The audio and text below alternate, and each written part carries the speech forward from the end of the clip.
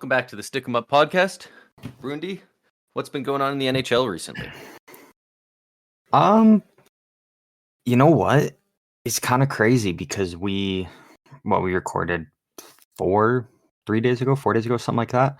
And in that time span, not a whole lot has happened, but what the things that have happened, I think we've got some pretty big stuff here to talk about. Yeah, for sure. Couple big milestones for some players, some teams. Where do you want to start? Where do we want to hop into this? Let's start out with the Kings, with the LA Kings new record that they just broke. The LA Kings just breached their 11th straight road game win to start the season, which is a new NHL record. So the old record was 10 straight road wins to start the season. Have you seen anywhere who had that record? No. Because I've only seen that that's the record. Nowhere is reporting on who has that. Yeah, no one said who had that record beforehand. If I had to guess, the Canadians a long time ago. But yeah, the Kings have yet to lose a road game this season. 11 straight wins, and that's crazy. Like that they're as good as they've been this year, and the away games are not an issue at all. Yeah, and that's not even the only record the Kings have set. They've also set the record for having the grossest helmets in the history of the NHL. Like those silver chrome ones they're gross. Like they just look so bad. You're trying to watch the game and it's just like, holy, it's a cool concept, but yeah. I don't watch Kings games ever really. Unless it's like the only game on. But even just watching highlights and seeing those helmets, I'm like it's just like it maybe be cool if the Golden Knights ones. Yeah. I normally like that stuff. I really like the idea, but something about it just does not work to me. Like it's one thing if it's like, if they have a Stadium Series game or something, and it's for that, like that's one thing, or if it's part of an alternate jersey or something. Yeah. But to just keep rolling with them, like, I'm not a fan of them. Yeah. Maybe that's why they're winning, though. Maybe they're just blinding the other team and distracting them so much with them. And if that's the case, fair play, but wouldn't be the first time we've seen a team dominate when wearing a jersey. I mean, last year, the Sabres, every time they wore the old-fashioned red and black jerseys, they dominated last year. Yeah. Yeah, but no, I mean that's huge for the Kings, especially like, they like, what is it now? Crypto.com Arena, not even Staples Center anymore. Like that's always kind of a tough building to play in. So you already know you've got massive home ice advantage when you're at home, and to be able to do this on the road and especially rack up these wins on the road to start the season is really setting themselves up to be in a great spot down the line. Eventually, once they start to lose some on the road, having those road wins already stocked up will be huge for them. Yep. What else do we got here? Thomas Chabot out at least 1 month is what I've seen reported. At least 1 month with another injury. Man, he just can't stay healthy. Yeah. That absolutely sucks. What is he now? Honestly, he's probably their third defenseman, which is crazy to say. I definitely still think he's in the top two, but you are not alone in the thought of him being the third best defenseman on the team for sure. It's been going around. Yeah. But yeah, that's a huge loss. I mean, the Sens are already in a tough spot. I mean, at this point, like they're, 10 and 11 as of right now.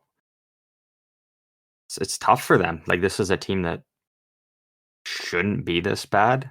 And to now lose a guy like Chabot as well, like that really that hurts the team. regardless of, I know people like to also say that he's now one of those guys that's kind of getting into that, overpaid territory, but regardless of his contract, the Senators are a better team with him on the ice. Yeah. And to be without him for at least a month, potentially more, that really hurts them when they're kind of in scramble mode and they need to start throwing some wins together soon here. Yeah, they were one of the teams that really looked poised to make a push into the playoffs this year, and them being this far down is pretty rough for them, for sure. And they just can't stay out of the news. Like it's just constant headline after headline of mistakes within the organization or things they've been doing. I don't know if you've heard. Did you hear the story about Michael Del Zotto with the Ottawa Senators when he played there? I don't believe so. No. So, Del Zotto was recently on another podcast, the Spit and Chicklets one, and he was talking about his time in Ottawa. And I remember this when it happened. He got sent down to the minors, which at the time even I thought was kind of weird because I thought he was still, playing decent hockey. I was like, it makes no sense for them to send him down when he's, still playing within their top six defensemen. Yeah. And so Del Zotto said he got sent to the minors because the organization wanted to wake the team up. And Del Zotto was then told at the end of the season that he was the scapegoat because his teammates liked him so much. And so they decided to send him down to the minors to shake the team up and send a message to the rest of the players. Wow. So that's... and this isn't crazy. The first, time we've heard of stories coming out from the Senators when players leave of how they were treated and whatnot. And it just seems like the Senators can't get out of their own way. Yeah, that's tough.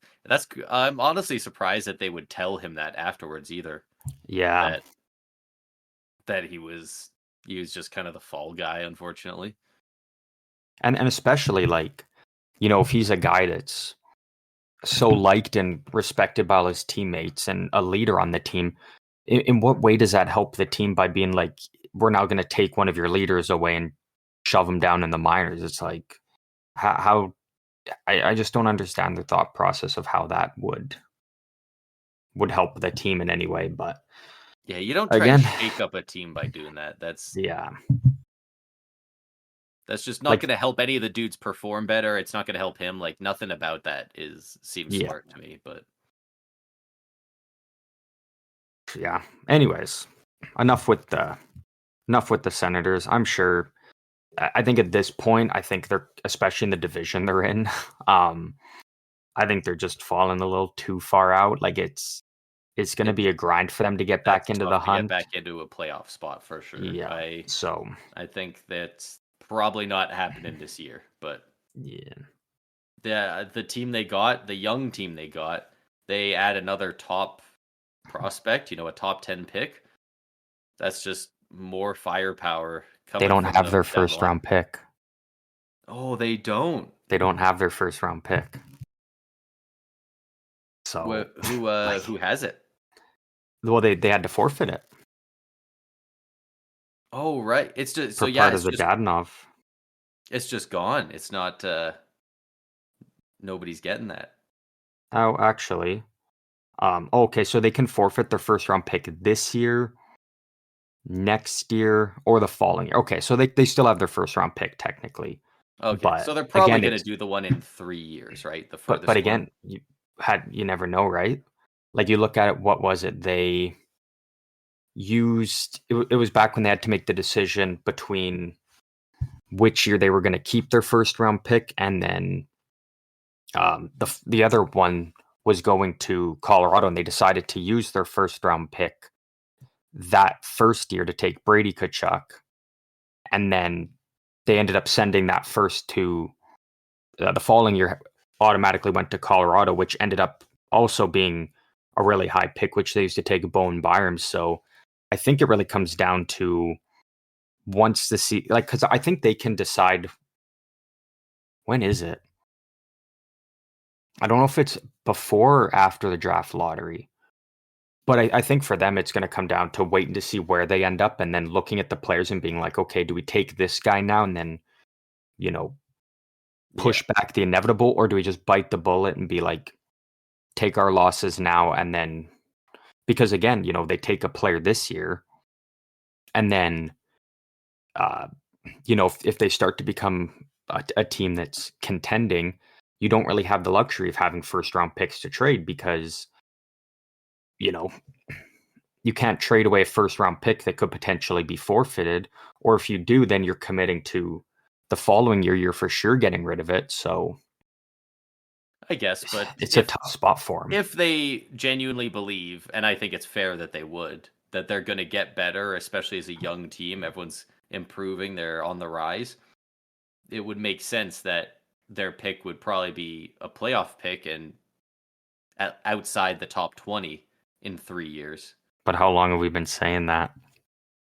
People have been saying for a while, it's like, okay, a down year for Ottawa again. That long with the Senators, and I definitely don't think things have looked like it. It's only started since they had got the new management a year and a half ago. Really, I think it was once they got like Stützle and Tkachuk and then they drafted Sanderson. It was like, okay, they've now got all these pieces in place, and then it was like they go out and get Giroux, and it's like, okay, now they're ready to go. They still don't get it done last year. It's like, okay, now this is the year.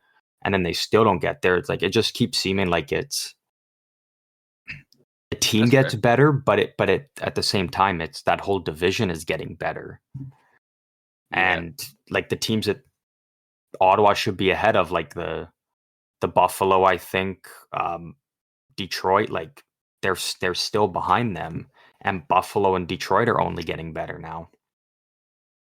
But Ottawa does have Detroit's first round pick from the DeBrincat trade, which does help them and might kind of soften the blow if they decide to forfeit their first this year, because then at least still know that they have another first from Detroit in their back pocket there.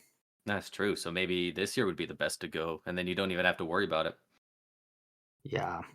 I think it really it comes down to where their pick ends up, and then looking at the players and being like, is this guy what we really want, or do we just say, you know what?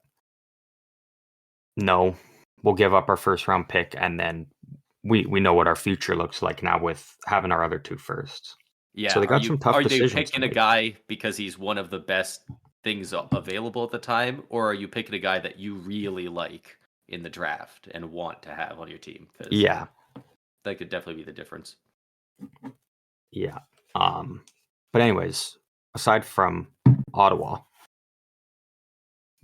what do we got next? Alex Ovechkin reached 1,500 points. Was that earlier today? Yeah. Didn't think it was going to take him this long into the season to get there. No, definitely not. He has been slow this year. He's got 5 goals, 9 assists for 14 points in 22 games, tied for the team lead with John Carlson. 1 power play goal. He's on pace for like a 20 goal a year. Not even anymore. Yep. This is why chasing down those all-time records is so hard, because even the great 8, eventually your body starts giving out on you. It gets harder and harder. The game's getting faster now. But guess what? Goalie's got huge equipment. It's hard to score those goals. Crosby's on pace for his best goal scoring season, though. True. How crazy is that? That at their age, like, Ovi's now having by far the worst season of his career, and Sidney Crosby could potentially, maybe not his best season as a whole, but his best goal scoring season, especially when the Penguins' power play sucks. And Crosby's getting it done all 5-on-5. he's right up there for the league lead in 5-on-5 points. If they can get even a semi-decent power play going, he'll have a phenomenal year. Yeah. Like he'll put up another 100-point year if that happens. So like I still think Ovi does end up breaking Gretzky's goal record. Like I see people already being like, I okay, think he's so. not doing it. Like I think he still does. And I think he wants to break it, and that means he will. Unless he regresses to the point where he's so bad he cannot score, which I don't see happening, and he's a liability out there every shift, then probably Washington. But even if not, other teams will gladly take him while he breaks the all-time goal record just for the publicity alone. So yeah, he's got contracts if he wants them till he's 50 years old. Like, as long as he's willing to do it, he'll keep putting himself out there, even if he slows down to the point where the last 50 goals are painful to watch. I think it's going to take hell or high water to stop him from getting it. Yeah, I completely agree. Yeah. He's not going to go, I had a down year and I just feel like I don't deserve it anymore. And he's not going to retire at the end of this year. Like, it's not a matter of if, it's just a matter of when. Yeah. But yeah, I mean, still 1,500 career points is incredible. He's what is he, the 16th? Yeah, 16th player in NHL history to do so. So props to Ovi. I don't know if you want to throw him a little clap or not. Now that we figured out how to do that. I was going to, but I wasn't sure. Yeah, give it a go. There we go. We found a little soundboard thing here on Discord. This is sick. Hey, it works though. But yeah, no. Congrats to Ovi. Again, Washington's a tough team in a tough spot right now. But I think at this point they kind of know where they're at, where they're gonna be, and really, Ovi breaking the goal record is kind of the only thing Washington has to look forward to.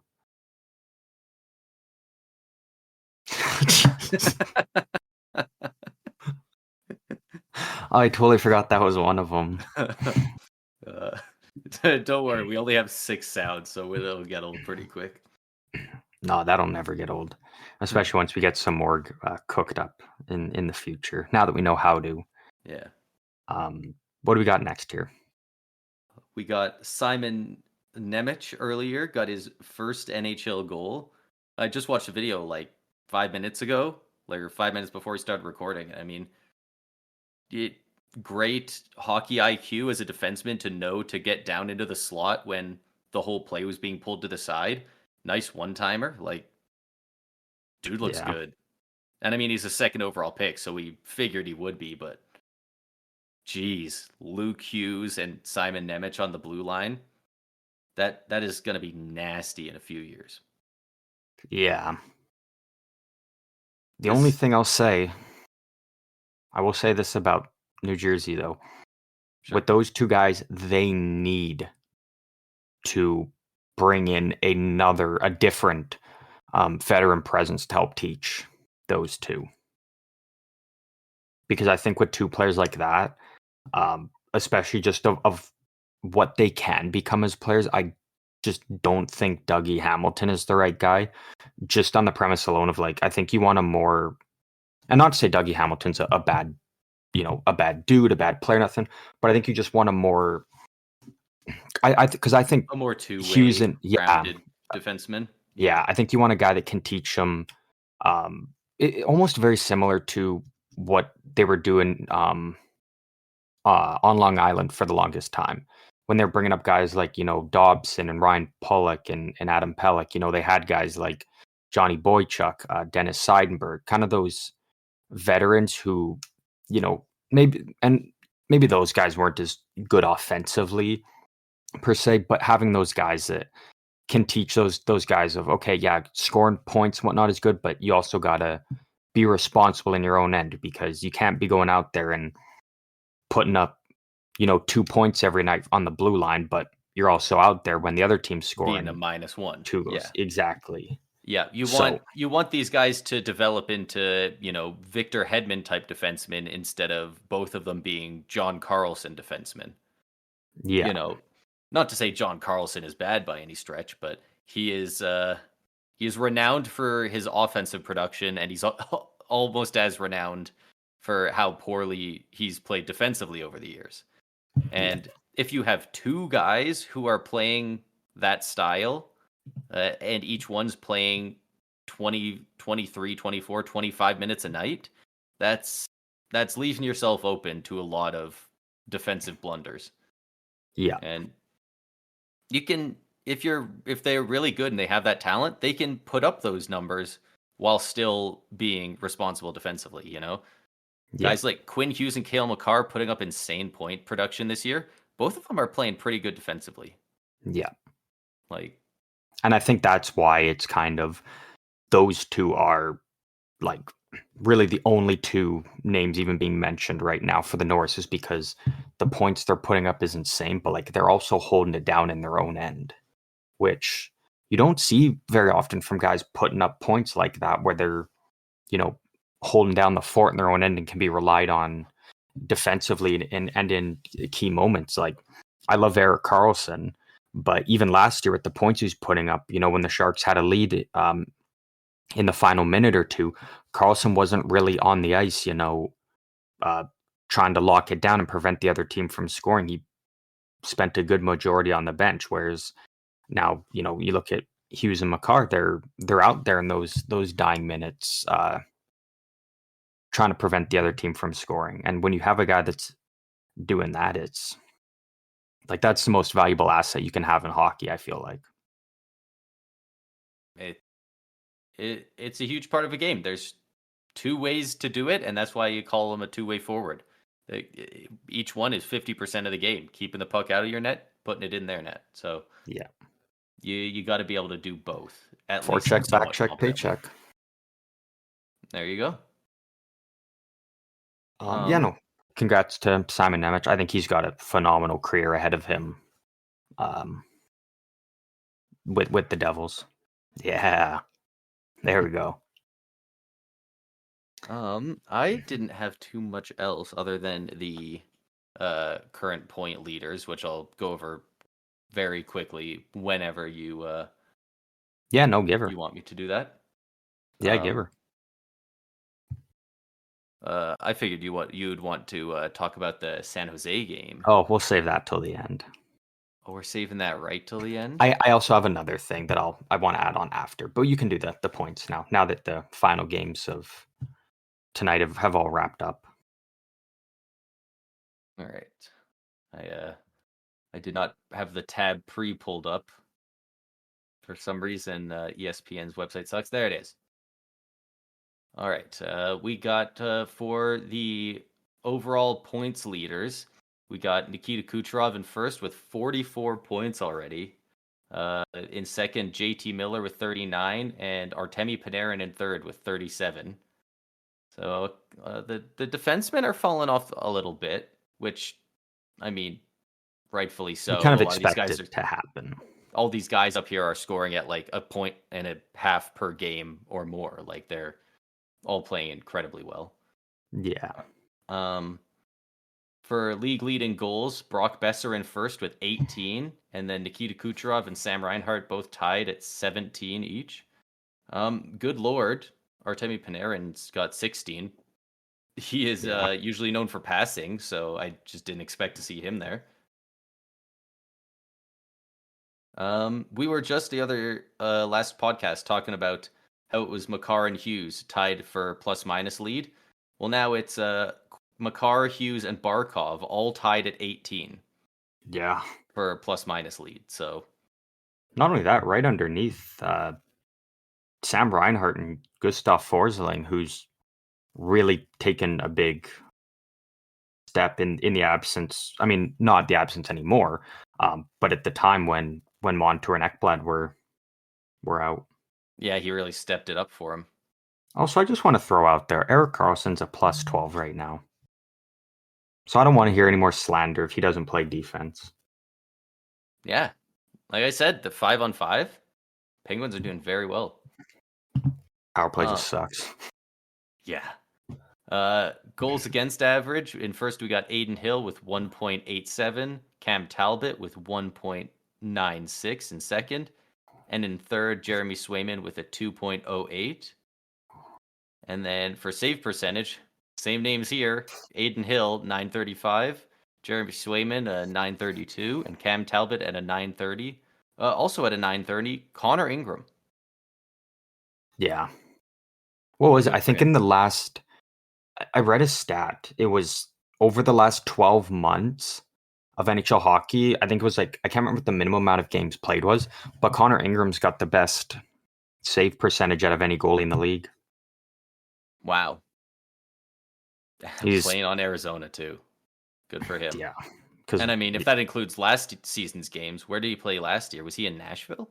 No, he was with the Coyotes last year. Oh, he was. Jeez. And then for wins, we got Gorgiev with 14, and then both in second place, we got Bobrovsky and Demko with 12. Yeah, no surprises on that one. Nope, not really. Yeah. That's all I got for the leaders. Right on. Now we can get into the good stuff here. Unless you feel like looking at some of the team things. Do they have penalty kill percentage? Nope, just power play percentage. Wow. Never mind. Nobody cares about defense. Don't play a two-way game. Yeah, no, fuck defense. Goals are the only thing that matters. That's all we care about here. Yeah. Yeah, I mean, we got to talk about it now. Because this is insane.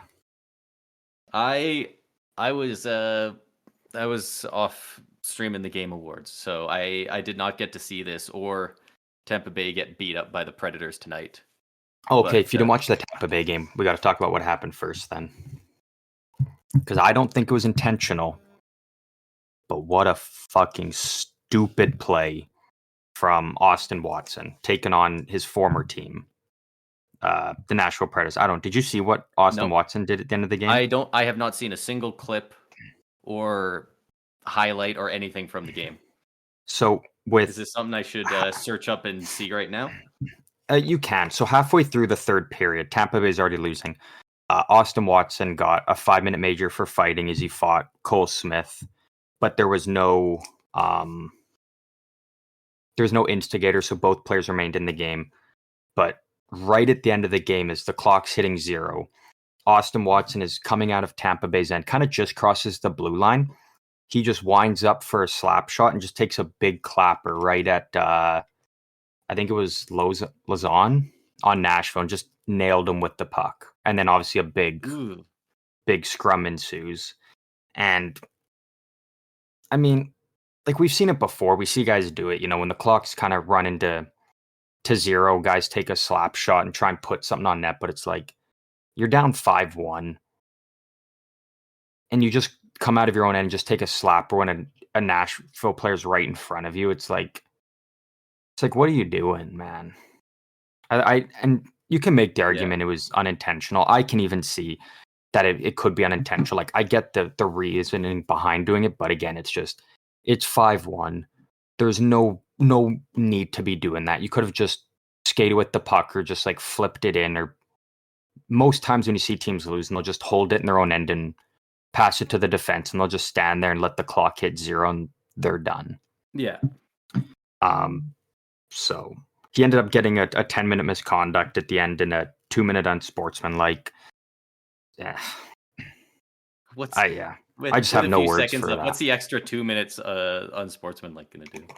Yeah. I can't fathom what was going through his head when he was doing it. Yeah, I'm just gonna watch it here if you don't mind. Oh yeah, give her. Because that's rough. Austin Watson's been good for us. I mean, obviously he's an aggressive guy. He's a fighter. He's a guy with he's a head case. Yeah. He's You know what you're getting out of him on a nightly basis, pretty much, to say the least. But yeah, when I first watched it, I was just like, wow, that's okay. I mean, like it's really hard to say that like it's better than I thought it would be. Because like Yeah. at least the dude was literally in between him and the net. Because like if you it would, I mean, it's horrible either way, but at least he didn't like turn and do it to him along the boards or something where like Yeah. there's literally no play to be made. But Yeah. yeah, that's still pretty tough. Yeah.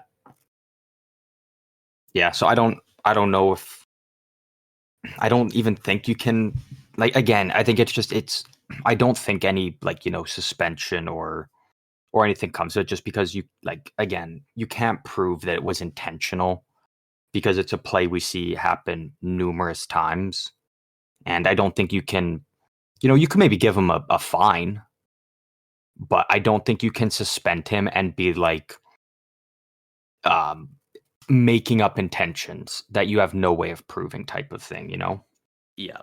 And I'm just reading here that it sounds like Watson uh it says Watson attempted to visit Luzon after the game to see if he was okay. So I wonder if Nashville, whoever, security guards, other players, somebody stopped him, but it sounds like he was going over to try and check to make sure Luzon was okay. So I mean, to be fair, like, if I was Luzon and I heard he was coming, I would just be like, no. I'd be like, I wouldn't even care to yeah. give him the time of day. I'd be like, you know what, screw him if, like, yeah. But all these, NHL players, like, kind of have each other's numbers and whatnot. And Watson played with a couple of guys who are still in the Predators, so, like, I feel like even if he wasn't able to go see him, I feel like he's still going to reach out and just send him a message, even if Luzon doesn't Yeah. care to read it or reply. I feel like Watson's probably still going to reach out and just be like, hey, man, you know what? I'm looking back at it now, and what a prick play that was by me. Yeah. Yeah, But, you gotta be able to realize when you make a stupid mistake like that. yeah. Um, And again, I shout I out don't to think Tyler the Mott for intention. going and checking on him Yeah. once he went down. And he was able to get up and, kind of get off the ice. So it wasn't like he was. I'm just glad it wasn't like a. Yeah, I think it kind of hit him in the leg I was gonna say it more looks so, it like looked like. a lot of places are reporting midsection, but it really looked like it hit him in the shin to me. But he did I'm look just like he glad it was told wasn't it's up high. midsection, so it's yeah. Because if it was up high, like, you Honestly, got a can't even whole tell how nother much it situation. genuinely hurt him because the way he slams his stick after he like gets up onto one knee, it just looks like he's more pissed off than hurt, almost. Yeah. And it's Like one of it, those things where it's like, you can't go up and fight Austin Watson because he'll probably pummel you into the ground, like, yeah. because If you he's could just even an get to him at animal. that point, by the time he stood up, both benches were completely over there. Yeah. But yeah, Um, that's a tough look for sure. Sounds like I picked a good game to miss, honestly. you picked a bad game to miss because the comeback kids are on a roll right now. Yes, That sir. being what's quickly, which is very weird now, and I hate it, with how many people are now, like, acting obsessed over the San Jose Sharks, and I'm like, shut up. These are all the same people that were clowning on them and dunking on them when they lost their first 11 games, which, by the way, since the beginning of the season when they started 0-10-1, the Sharks are now 8-7-1 since then.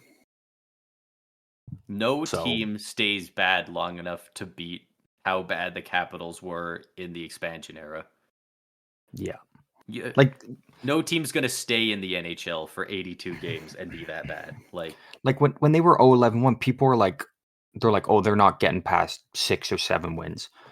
They're at 27 games now. They have 8 wins. yeah, They're not even bottom of the league. They're yeah. they're 31st. Chicago's now at the bottom. So,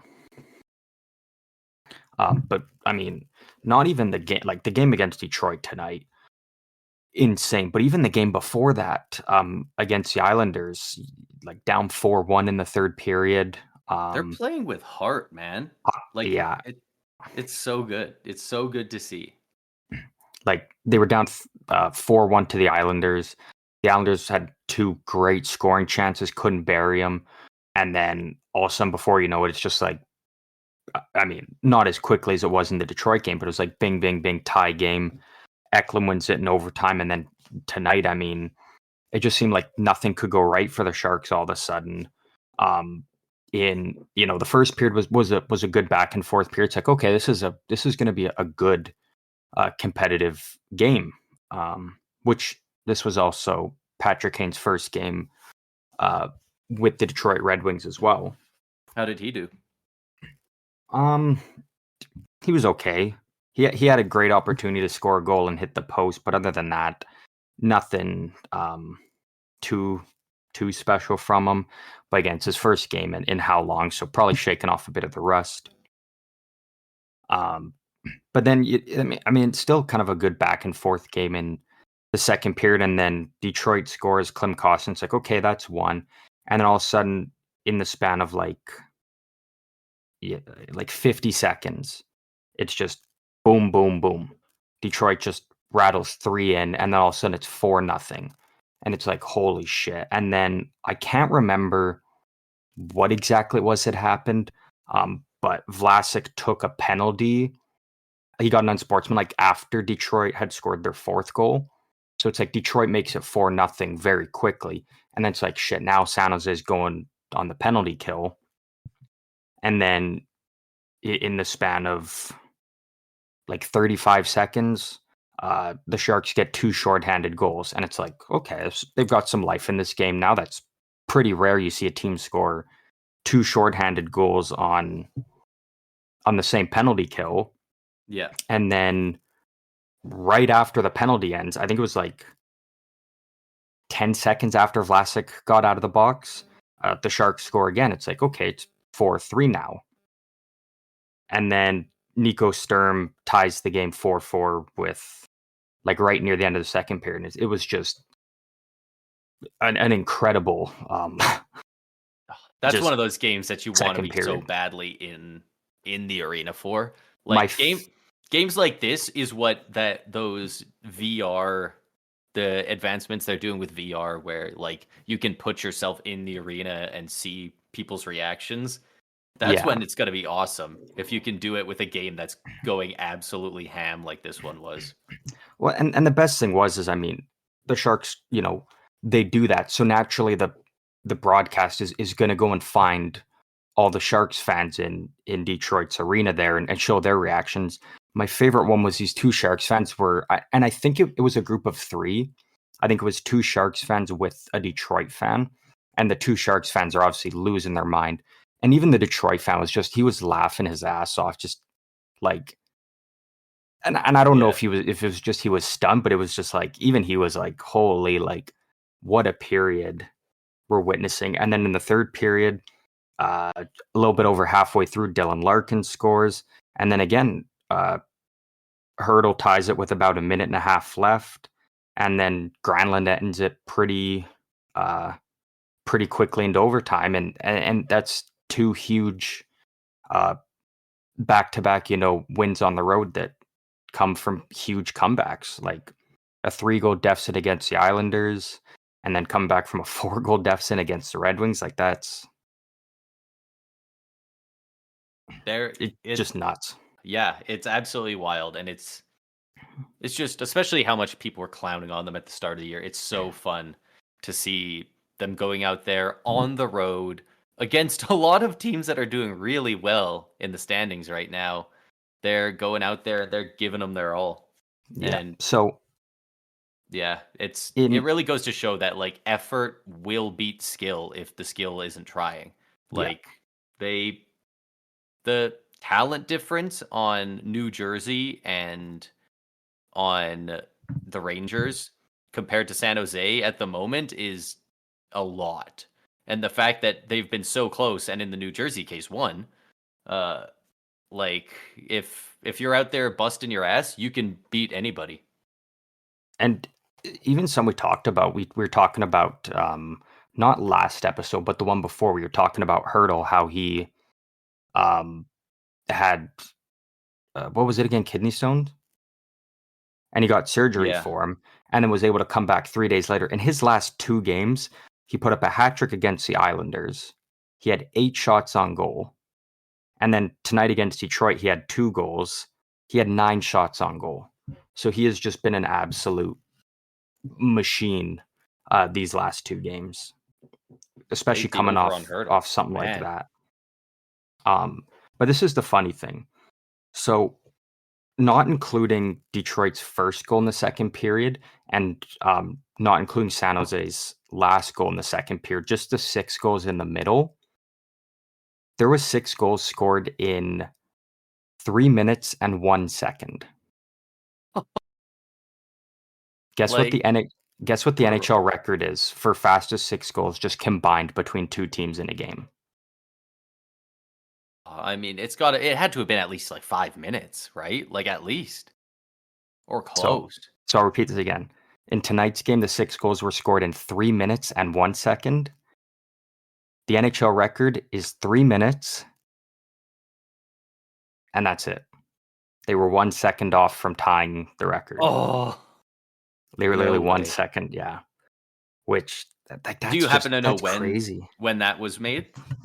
Yeah, it was between the Quebec Nordiques and Washington on February 22nd, 1981. Okay.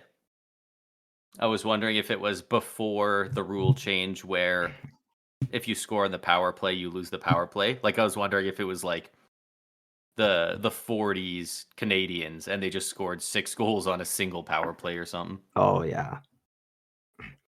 But, like, that's just crazy how, you know, and like, you could arguably call these last 2 games probably 2 of the biggest comebacks in the NHL this season. And this was a team that, again, everybody was just writing off and, saying, oh, they might actually very well be the worst team in NHL history. And they're just on a roll right now. So still, I mean, going to be a bottom team in the league. Like, let's not get crazy and act like they're going on a St. Louis run here. No. But the fact that this team can do that, and it just speaks volumes to how much the guys in that locker room still believe and are still going to keep playing for each other every night.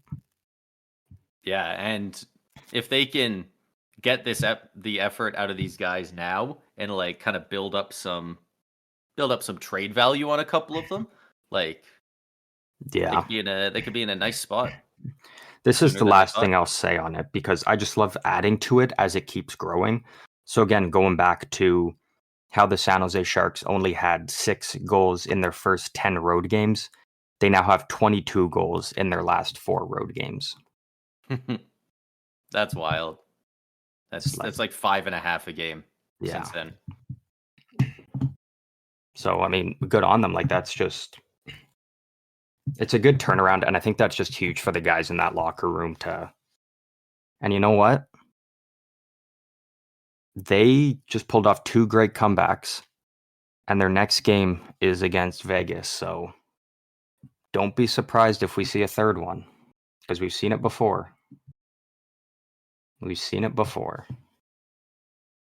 I would love nothing more than to see that. I tell you what. Yeah, probably not. But hey, you know what? You never know. So obviously Tampa Bay has been there before, but I didn't pay the nearest close attention when they were at this point. When we got Stamkos, when we got Hedman. I'm genuinely curious because now that they're winning to the point where they are out of 32nd, they are no longer the worst team in the NHL by points as far as points are concerned. At what point do you kind of start going like, ooh, like maybe they can lose this one? Like, is there any of that? I'm genuinely very curious. Not right now, just because I've been very kind of clear on it since the beginning. I still think Chicago finishes bottom of the league, especially now that basically the 2 big pieces they brought in to help Bedard, being Hall and Perry, are not with the team anymore. Like, I mean, Hall's with the team, but he's injured for the year. Perry's gone. I think Chicago's still going to end up bottom of the league. I really hope they don't get another first overall pick, but I said since the beginning, I said, you know what, both teams are bad, but Chicago is way worse. So interesting. Yeah. Like, and they unlike the Sharks, they've a lot more actively kind of butchered their team. They kind of, trading away a lot of their really good young guys. They really made sure that they dropped down for Bedard. So, yeah, they really kind of set themselves back. Like, could you imagine if they still? I mean, I don't know if they would have gotten Bedard, but like if they had guys still, like, Kirby Dach was a third overall pick that they just dumped off. DeBrincat was one of their best young players. He could have been a 40-goal guy every year. They dumped him off, and now it's like, Bedard he doesn't have. Yeah, like he's a great player, but and again, it's just they just don't have anyone to play with Bedard, really. Yeah, absolutely, and they had some of that high end talent, and they just kind of let it all go. And some of them they got a decent haul, some of them they really didn't. So it's an interesting tactic, but I mean, they got Bedard, so they got plenty of time to start the rebuild around that. But like it's crazy when you look at it now. Like the Sharks are only 2 points back of Anaheim, only 3 points back of Edmonton, 4 back of Seattle and Minnesota. Like they're starting to get up into that. So it'll be interesting in a week or two and seeing how it plays out and where they're at compared to these other teams now. It's going to be interesting. Yeah. But I do think, like, again, I don't think the Sharks are going on a St. Louis Blues run. I think they're still going to be a bottom team in the league. But I think this is just great for the players where, you could just see it in all their faces and the way they were reacting to the media and whatnot when it's like, you just lost 11 games in a row to start the season. What do you do? And no one even had an answer. Yeah. And to see just the excitement and energy amongst players now that, things are starting to go right and they're actually starting to just score goals in general because they were averaging less than a goal, or they were averaging 1 goal for per game through their first 11 in total. Yeah. And to be not only scoring goals like this, but to be doing it when you're losing by so much. Like when you're down 3 goals, 2 goals, 4 goals, and you're able to keep scoring goals and fighting and clawing back to get into games. Like in this NHL, it's so tough to play from behind on a nightly basis. And the fact that multiple games in a row now, they're able to fight back from even the Rangers game. They almost made a late comeback. Yeah, they got within 1. To be doing it consistently like this has got to be such a huge confidence booster for everyone on that team, even the coaches, even the GM. Yeah, I definitely agree. Like that's got to feel good for the GM and the coach especially.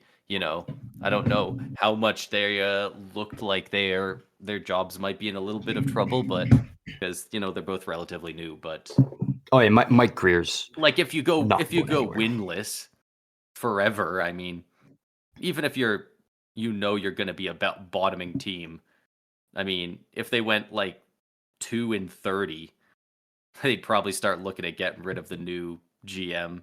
Yeah. So to string together the games that they have recently is definitely got to feel good top to bottom in the organization. Yeah. And this is also all without Couture still, remember. Yeah. It sounds like he's skating, but who knows when he's returning. But yeah, we'll not get our hopes up until probably a little more their second biggest offensive weapon aside from Hurdle out, and they're starting to throw this together. Like, yeah. That was kind of the last thing I had. All my stuff that I like we said, we did an earlier episode this week, so we kind of knew that we weren't going to have as much to discuss with this one, but that's fine. We still got a decent amount thrown in there, and there's a lot of games going on this weekend. So come next week, I'm sure we're going to have no shortage of things to talk about. Yeah, NHL is getting pretty interesting right about now. So yeah, well, thank you to everybody for listening to another episode of the Stick 'em Up podcast. As always, again, you can always find us on our socials over on Instagram and Twitter /X at SEU Hockey. Gotten a little bit more active on the Twitter, not as much on the Instagram, but again, it's starting to roll. So feel free to throw out a follow, send a message, comment, whatever. Again, let us know what you want us to talk about, and we will. You got anything to add here before we hop out? No, I think I'm good. Other than we got some cool stuff coming later in December, perhaps early January, but I think it'll be good for December. So stay tuned for all that good stuff. Right on. Well, yeah.